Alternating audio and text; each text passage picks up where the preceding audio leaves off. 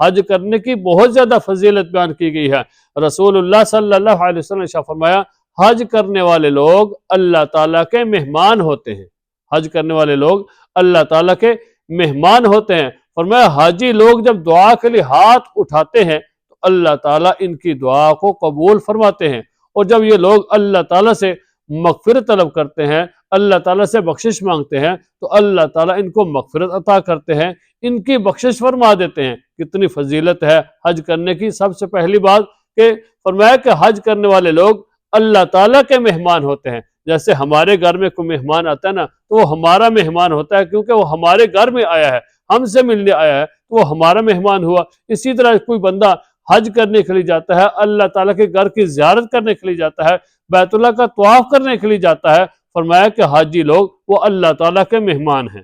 اور وہ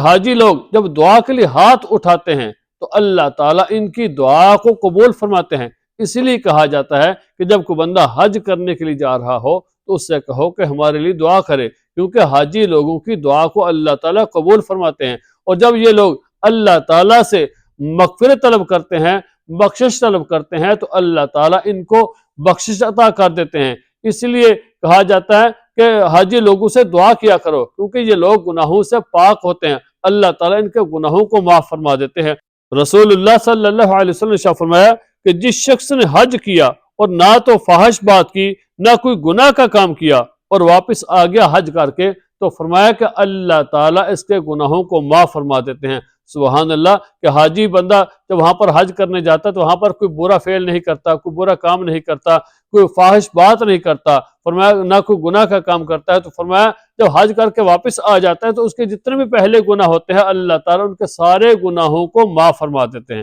تو حج کرنے والے لوگ جو ہے یہ کتنی فضیلت کے مستحق ہے،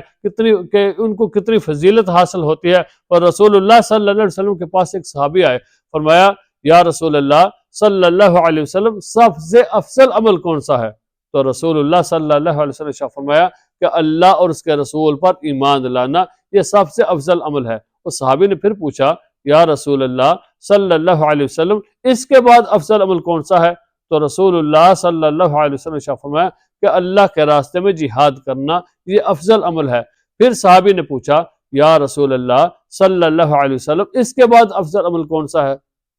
تو پھر رسول اللہ صلی اللہ علیہ وسلم نے فرمایا کہ حج کرنا یہ بڑا افضل کام ہے۔ تو ہمیں اگر اللہ تعالیٰ حج کرنے کی توفیق دیں تو ہمیں حج ضرور کرنا چاہیے۔ اور حاجی تو اتنا خوش قسمت ہے کہ جو وہاں پر بیٹھ کر اگر اللہ کے گھر میں کوئی بندہ جاتا ہے وہاں پر طواف نہیں کرتا، وہاں پر عبادت نہیں کرتا، صرف بیٹھ کر اللہ کے گھر کی زیارت کرتا ہے تو اس کو بھی ثواب حاصل ہوتا ہے، وہ اس کی زیارت کرنا بھی عبادت ہے اور اس کے اوپر بھی اللہ تعالیٰ کی رحمت برستی ہے۔ رسول اللہ صلی اللہ علیہ وسلم نے فرمایا کہ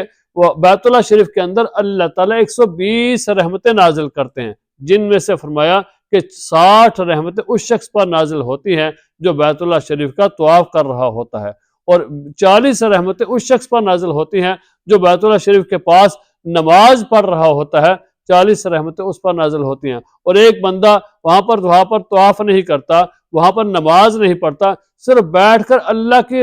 گھر کی زیارت کرتا ہے، بیت اللہ شریف کو دیکھ رہا ہوتا ہے، فرمایا کہ اللہ تعالیٰ 20 رحمتیں اس پر میں نازل کرتے ہیں۔ تو کتنا خوش نصیب ہے وہ بندہ جو اللہ کے گھر کا مہمان بنتا ہے، اللہ کے گھر میں جا کے اللہ کے گھر کا طواف کرتا ہے، پھر اللہ کے گھر کی زیارت کرتا ہے، وہاں پر بیٹھ کر اللہ کی عبادت کرتا ہے۔ تو کتنا خوش نصیب ہے وہ بندہ کہ جو وہاں پر جاتا ہے۔ تو اگر ہمیں حج کی توفیق ملے، جس وقت ہمارے اوپر حج فرض ہو جائے تو ہمیں حج کرنا چاہیے، اور اگر حج ہمارے اوپر فرض نہیں ہے اور ہمارے پاس تھوڑے پیسے ہیں تو ہمیں عمرہ ضرور کرنا چاہیے۔ رسول اللہ صلی اللہ علیہ وسلم نے فرمایا کہ حج اور عمرہ تمہارے فقر و فاقہ کو اس طرح ختم کر دیتے ہیں کہ جس طرح آگ جو ہے سونے اور چاندی کی میل کو دور کرتے ہیں۔